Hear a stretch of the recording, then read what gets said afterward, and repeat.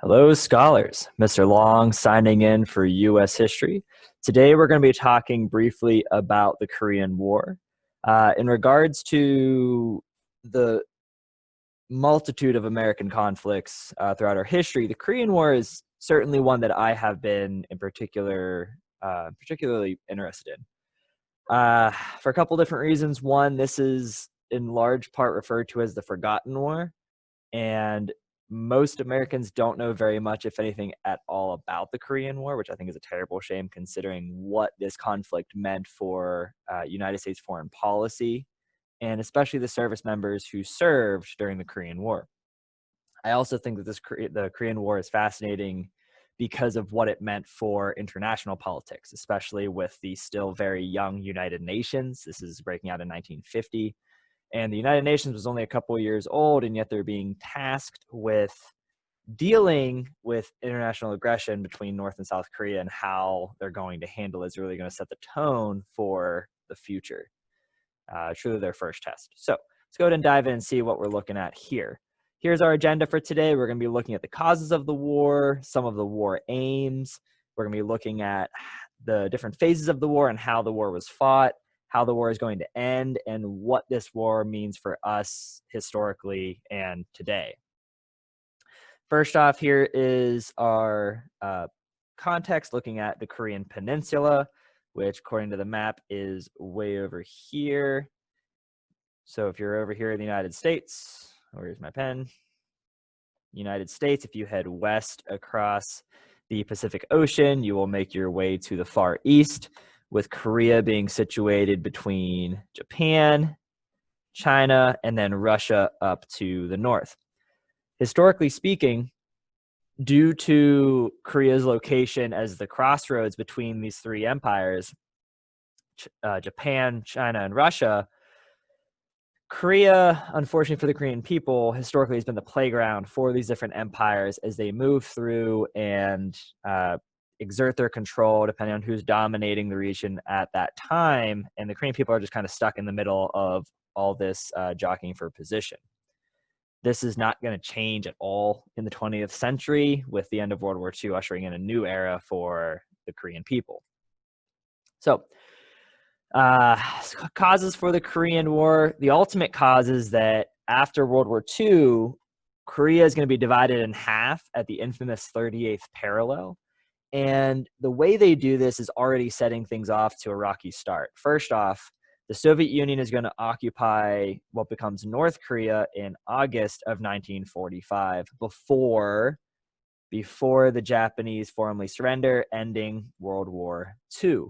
Now, because the Soviet Union arrived in North Korea before the end of the war, the Korean people saw the Soviet Union as liberators who were coming to free them from Japanese imperialism and Japanese oppression, whereas the United States is going to arrive after the Japanese surrender. And so the Korean people instead are going to look at the United States as opportunists who are arriving just to gobble up some land for their empire, and that they really didn't care about the Korean people, or they would have showed up to help them fight against the Japanese. So definitely not off to a good perception there. Each half of Korea, with North Korea being but influenced by the Soviet Union, and South Korea being influenced by the United States, are going to reflect each occupier's government and economics. So what we're talking about here is in the Soviet Union, they were more of a totalitarian state. So North Korea is going to reflect that. They were also communist, so they're going to reflect communism and their ideals. In South Korea, it's going to be more democratic and more capitalistic, taking after the United States that was occupying them. Two other causes for the Korean War. The first one is the domino theory. The domino theory is the idea that if one nation falls to communism, the next nation is going to fall to communism, and then the next one, and so on and so forth. So if you can picture a whole row of dominoes all tipped up on their side, if you've ever played that game, and then you flick the first domino and it falls over and topples the next one, that's the way the United States and people who oppose communism viewed communism. And so here's a pretty nice image over here on the left, kind of illustrating that same point, that if Korea were to fall to communism, then Vietnam's going to fall, then Cambodia, then Laos, Thailand, Malaysia, Indonesia, India, and it can go the other way after with Korea falling, and then maybe Japan, maybe Australia, and then maybe the United States is next. And so people were, during this time, during the Cold War, genuinely concerned about the spread of communism. And this is going to transition us to the containment theory. The containment theory is that the communist nations were too powerful to attack head on. The Soviet Union had a ridiculously large military, and they were very powerful, very combat experienced after World War II. And the Allied forces from the West, the democratic West, capitalistic West, did not want to go invade the Soviet Union to tear down communism. So instead, what they decided to do was try to stop the spread of communism to keep it from expanding into other countries. And hopefully, if you could contain it, it would die out on its own. So this is them trying to quarantine the Soviet Union and China and other communist countries and just be like, okay, if we quarantine you, either you'll cure yourself or you'll die out on your own, and then we can let you back into the world, international society, and communism, we don't have to fight it head on. We can just kind of trap it, keep it from spreading, like a virus from spreading, very COVID related. If you can stop it from spreading, it can do a lot to undo the damages of communism, at least from the Western perspective. And then here's another little cartoon drawing the line to keep the spread of communism to a minimum so it doesn't expand from Russia and China down through the Philippines into Australia, doing all kinds of crazy stuff there. Objectives of this war. The first objective is going to be placed on the Democratic People's Republic of Korea, the DPRK, which is the official title of North Korea. They're going to launch a surprise invasion of South Korea, also known as the ROC. I have that on here somewhere. Yep, there it is, the ROC. That's the Republic of Korea. So if you see DPRK, this is going to be North Korea, and the ROC is going to be South Korea. So keep that in mind. So the North Koreans, they wanted to unite both North and South Korea to create one unified Korea underneath communism and the totalitarian government of the North. So right off the bat, we have our first objective: invade the South, make it part of one whole Korea, unite the Korean people. That should be a good thing for the Korean people. For the military side of it, the North Koreans had received tanks, aircraft, and artillery from the Soviet Union because they were communists. They were friends with communist Russia. And the Republic of Korea, South Korea, lacked any substantial heavy hardware. I don't think they had any tanks. They had some light artillery. They didn't really have any military aircraft, just like scout planes. And so the North Koreans that are coming down have a distinct advantage, a large advantage over the South. But the North Koreans are also not dumb. They're not going to just rely on their material superiority. They're also going to use the element of surprise, and they're not going to, of course, tell the South Koreans, and they're just going to launch their invasion lightning quick, and they're actually going to capture the South Korean capital of Seoul on the 28th of June. So the day that this invasion begins, on the 25th of June, the United Nations Security Council got together and they condemned North Korean aggression. So this is an example of the United Nations taking, at least on paper, action. And the material action, them sending troops, is going to come later on. And we'll talk about that at the end during the legacy slide. But we have some progress made from the United Nations condemning North Korea and trying to contain the spread of communism. 27 June, President Truman, this is the United States president at the time, announced that the United States would support the South Koreans to prevent the spread of communism. So their objective is to contain North Korea, to contain communism, to keep South Korea democratic and capitalistic, and to fight to the end for the South Korean people. On the 30th of June, the United States sent a military detachment of about 500 soldiers from Japan. They were made up, what they made up was called Task Force Smith. Now, Task Force Smith had the short-term objective of defend the Republic of Korea and preserve their independence. So again, in the beginning, the objectives of the North is unify the country under communism. For the South of the United States, it's just, hey, survive. Just stay alive, stay independent, don't get totally overwhelmed, and hopefully help will arrive to keep you a free nation. Task Force Smith is going to be a very small speed bump for the North Koreans. They're actually going to steamroll right over the task force. And this is humiliating for the United States military because this is the same army with a few changes after World War II. But in effect, this is only 5 years after World War II, where the United States military was able to defeat the Japanese Empire in the Pacific and Nazi Europe with allies, of course. But to all of a sudden go from that to getting steamrolled by tiny little North Korea is not a compliment to the United States military structure at this time. So unfortunately, Task Force Smith is going to be ultimately unsuccessful in stopping the North Koreans, but they do help to slow them down long enough for more help to arrive at the Pusan perimeter. So phases of the war, the Korean War is typically divided into 4 different phases. I'm going to go ahead and number these phases up here. Phase 1, Phase 2, Phase 3, and Phase 4. The first phase of the war, this is in June and July of 1950, when the North Korean military is pouring south over the border, driving all the South Korean forces ahead of them, driving what U.S. forces are there to a little pocket where the United States and South Koreans are able to hold out, called the Pusan perimeter. And so they're going to hang out there for a couple months waiting for help to arrive, just trying to stay in the fight. So that's phase 1. So everything's going the North Koreans' way, except for that little pocket of resistance. Phase 2 is where the tide shifts for the first time. It's not going to be the last time. So while the Allied forces, the United Nations forces, are hunkered down in Pusan, they're getting reinforcements and supplies from the United Nations forces, mostly from the United States.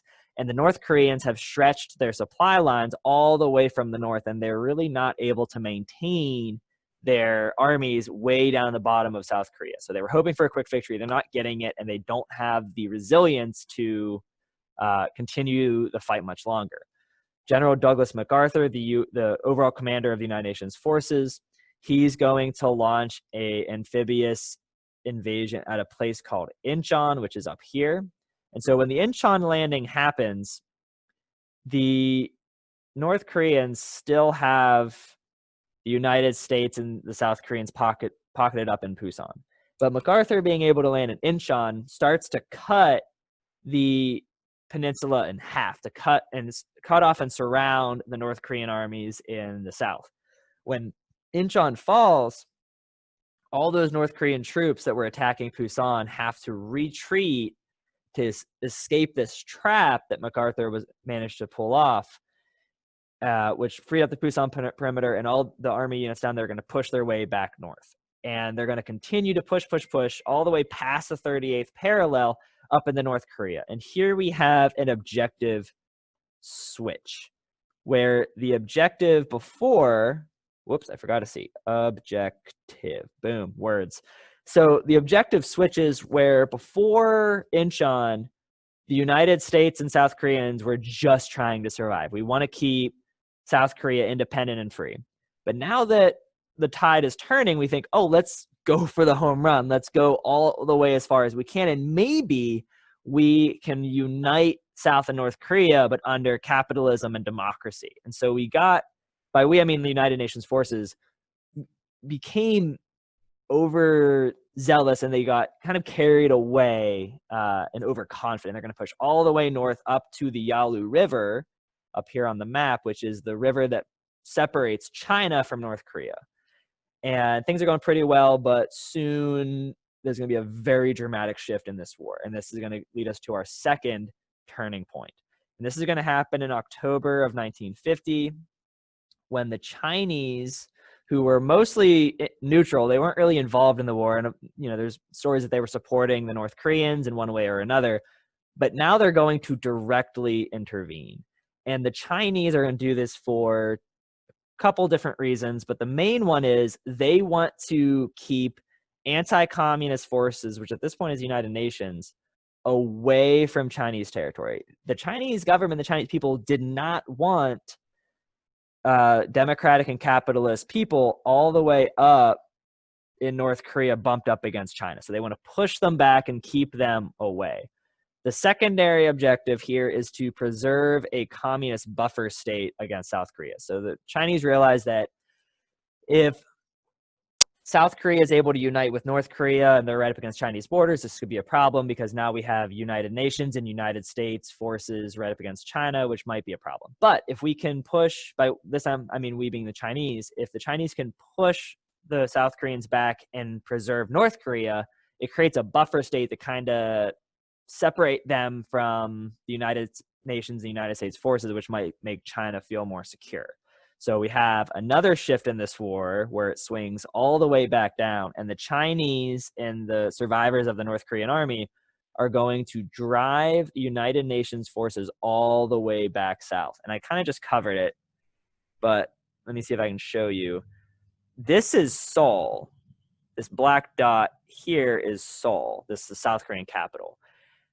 As the Chinese push back down, they actually recaptured Seoul again. And so by this point, Seoul had changed hands a couple times. It started off as South Korean territory.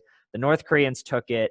And then the South Koreans and the United States forces took it back after Incheon, drove all the way north. And then the Chinese and North Koreans come down and take Seoul again. So Seoul has changed hands 3 or 4 times by this point. And from here, the war is going to kind of stabilize because the Chinese, as powerful as their military is, they're not able to maintain that attack as far away from their base of operations way up here in China. So they have the same problem here that the North Koreans had trying to take the Pusan perimeter over in phase 1. It was too far away. They had to cross too many miles to keep their soldiers fed and supplied and reinforced, and it's just not going to work out well. From here, we enter phase 4, where for the most part, things start to stabilize, where the Chinese continue to attack along what becomes the armistice line around the 38th parallel. So we're pretty much back where we started. And the United Nations, the United States forces are also pushing back. Seoul is recaptured by the United Nations forces. And for the most part, this war settles down into a kind of a war of attrition where both sides are staring at each other from opposing hills. You have a little bit of World War I style trench warfare where soldiers from both military are able to kind of yell insults and throw stuff at each other. They were that close, but not really strong enough to force each other out of their defensive positions. And you have a multitude of incredibly bloody battles fought over small little nameless hills, just trying to gain what little advantage you can over the enemy. And this is where things are going to sit for pretty much the last 2 years of the war. So fighting the war itself was certainly not a fun time. It's hard to say that fighting any war is a fun time, but the Korean War was exceptionally challenging. The Korean countryside during this war and the years leading up to it was mostly undeveloped. So the best roads you're going to have are probably dirt trails, which of course are going to flood if you get any heavy rain during the seasonal shifts. The terrain is also very mountainous, which is going to make it hard to transport men and equipment. And make it harder for units that were just a mile away from each other to come to help each other out if they are in trouble. The Korean Peninsula also experienced extreme weather shifts. Temperatures could get as low as 25 degrees below 0 Fahrenheit in the North Korean mountains. And at the Chosin Reservoir, which is a fascinating story of perseverance and survival by the United States Marine Corps against overwhelming Chinese odds, if you want to look into that, I highly recommend it. It's a pretty fantastic story. Terrifying, but fantastic. The temperatures were as low as 35 degrees below 0. And if you can imagine fighting a war where, you can't go inside and heat up by the wood stove or the electric heat you may have, like we have here at school, you're stuck outside, sleeping in a hole in the ground, hoping to not freeze to death or starve to death or get, shot by some Chinese sniper or some North Korean or bayoneted by a North Korean. It's just a horrible experience to go through, and I'm lucky that I did not have to go through that myself. So mad kudos to the service members who went through it. And it's important to note that the United States forces and the United Nations forces are not the only ones experiencing this. The weather impacted the Chinese and the North Koreans just as much. Because of the supplies, it was easier for the United Nations forces to maintain their supply lines and feed their soldiers, so perhaps they had it a little better, but ultimately the weather hates everybody equally. So 1951, after about a year after the war started, armistice talks begin. An armistice is an agreed ceasefire. It's not an official like peace treaty to end the war, but it's just like, hey, we're both kind of tired. Let's take a break from fighting. So in 1951, they start talking about an armistice. And then in 1953, 2 years later, we're finally going to get an armistice signed that at least creates a ceasefire where no one's going to attack the other person. They're just going to kind of stare at each other and work on a peace treaty. Unfortunately for the Korean people, no formal peace treaty has yet been signed. And so technically speaking, North and South Korea are still at war 70 years after it began. Almost exactly, just over 70 years from July, and then I'm recording this in November. So quite some time for this war to officially be going on. Both nations continued to develop independent from each other. So North Korea is still communist and they're still controlled by a totalitarian regime. South Korea is more democratic, it's capitalistic, and you have pretty stark contrasts in economy and culture and society between the two nations, which is a whole other case study in itself. Because of the way the war ended with no formal peace treaty, but also neither side really accomplished all of their goals. I mean, depending on when you're looking at it, yes, the United Nations accomplished their goal of saving South Korea and keeping it free, but they also failed to unite North Korea with South Korea, just like the North Koreans failed to unite with South Korea. And so for North Korea, South Korea, and the United Nations and the United States, it's a pretty unsatisfying end of the war. And if you really get into the weeds of it, the one nation that really benefited the most was the Chinese nation. For a variety of reasons that I'm just going to briefly touch on. The Chinese people and the Chinese government, this was their first real war against Western powers after the communists took over the country. And they proved that even though they couldn't decisively defeat the United States and the United Nations, they could at least hold their own and force them to a draw. It also showed that they were willing to help their communist neighbors, and they were able to preserve that buffer state of North Korea to keep the United States and United Nations as far from China as they possibly could. So ultimately, the Chinese were the ones that benefited the most, at least politically. Here are some cool graphics that I like to geek out about. Let's start talking about the one on the top right. So this is the official duration of the Korean War compared to other American wars. The Korean War, of course, is right here. When we're looking at the duration of this war, it's always nice to have it in context. And the Korean War is kind of a middle, maybe upper middle war in regards to length. The Vietnam War, the Revolutionary War, and the American Civil War and World War II were the only ones that were really longer than the Korean War. And World War II just barely by only a couple of months. Given this is the American involvement in World War II, so we're going from December of 1941 until the Japanese surrender in September of 45. But the Korean War is still significantly longer than the American involvement in World War I, Mexican-American War, War of 1812, so pretty middle of the road there. As far as American casualties during the major wars, Korean War is relatively small compared to, there you go, Korean War, compared to the more apocalyptic wars of World War II and the Civil War. However, that doesn't mean that American lives lost during the war is something that can be just hand-waved away. There were still horrible losses. And if we're looking at the image on the top left, we have 36,000 service members killed or missing. And that's still a tragedy for over 36,000 families and people from the United States. But compared to other wars, this one is a little smaller, which is partly why we refer to it as the Forgotten War. It wasn't nearly as flashy as the Vietnam or World War II, which the Korean War was sandwiched between. So it's easier, or at least more understandable, to understand why the Korean War gets neglected sometimes. As far as battle casualties, the United States is a pretty small contributor compared to the other three major powers, with North Korea, South Korea, and China all contributing far more bodies to the conflict, but still pretty significant chunk for the United States military. The North Korean people suffered horribly, but especially in regards to wounded, when it comes to the civilians, most of the war was fought in South Korea. And so it's fair to give some love to the South Korean people, just the average citizen who wasn't really involved in the conflict directly, but still suffered horribly from being dislocated or killed or wounded by the fighting itself. It's also interesting to look at this graphic because we need to give some love to the United Nations. Other countries sent military forces, and down here I try to highlight those different nations that sent troops.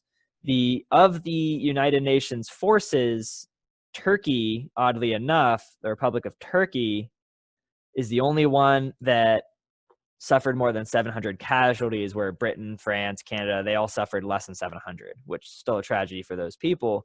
But it's just interesting to note that Turkey, which was neutral in World War II and kind of stepped up with the United Nations, are going to throw themselves so passionately into the defense of the South Korean people. So we have to also acknowledge them. Why don't we talk about the Turks more during the Korean War? I don't have an overly clear answer, but I'm sure we could talk about religious or linguistic differences, where at least with the Europeans, they have some shared linguistic traits versus the Turks who speak Turkish. But also most of the other nations were mostly Christian, and Turkey was mostly Islamic during this time. So we can kind of look into and do some more research into those biases, but I like to always acknowledge Turkey for what they attempted to do during the Korean War. So the legacy for us today, the Korean War is often referred to as the Forgotten War. There was never an official declaration of war from the United States. So it's hard for us to call it a war, though we usually do just from the scale and context and the scope of the war itself.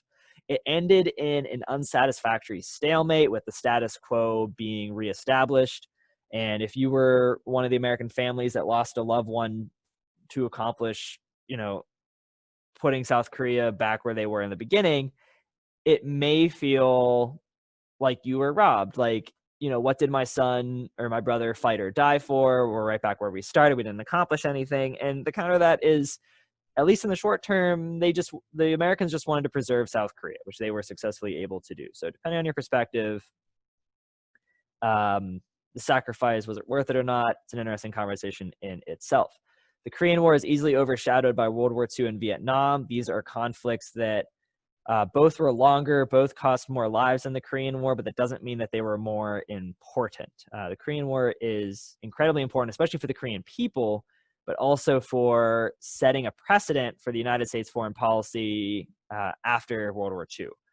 Before I get into that, let's talk about popular culture. So when we're looking at World War II and Vietnam and the Korean War, it's pretty easy to list off World War II TV shows and movies. You have Saving Private Ryan, The Pacific, Band of Brothers, Inglourious Bastards. You have Pearl Harbor.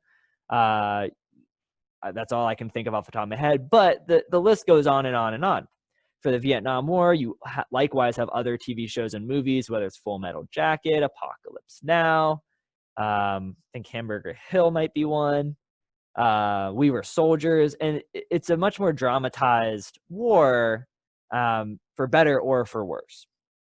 And the Korean War in between them doesn't really get the same level of attention in popular culture, which might be a dig at how Americans felt about that. It didn't really get people fired up in an anti-war statement like the Vietnam War did, or the American public didn't see it as a glorious crusade to end dictators and fascism like World War II. And the Korean War just kind of was there. It was kind of bland compared to the other two wars. The prime example for the Korean War in popular culture is the TV show MASH, before my time, but still something that I've heard referenced time and time again. And it's a pretty big hit in pulp culture. Even today, people making references to it. In politics, the Korean War was the first U.S. conflict to be fought by a desegregated military. And when we look at the Civil Rights Movement and World War II, we mentioned that word segregation a couple times. This is where African-American soldiers that were in the military fought in segregated units away from white soldiers. So they would be a bunch of black soldiers in one unit with some white officers, and they would be off on their own little missions, and the white soldiers would go do their own thing. But before the Korean War and during the Korean War, because it took time to implement this system, the military was desegregated, so you had white and black soldiers put in the same units fighting together, which was a pretty positive social experiment for Americans, especially for Americans who didn't really have a strong understanding of African American contributions to the United States.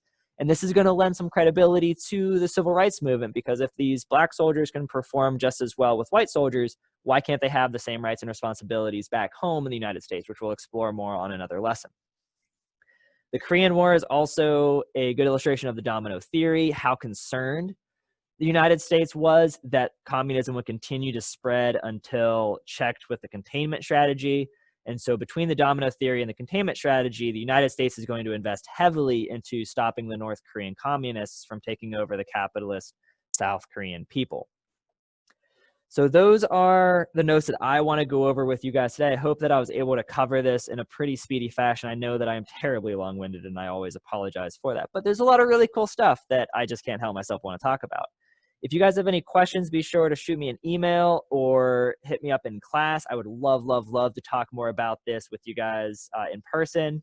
But I hope that this video can at least get you started on your notes and helping you understand what the Korean War was all about and the role it played in shaping not just the United States, but also the Cold War climate that we will continue to study the rest of this unit. So without any further ado, I'm going to go ahead and sign off. Let me know if you guys have any questions, and I hope you guys enjoyed the video. Mr. Long, over and out.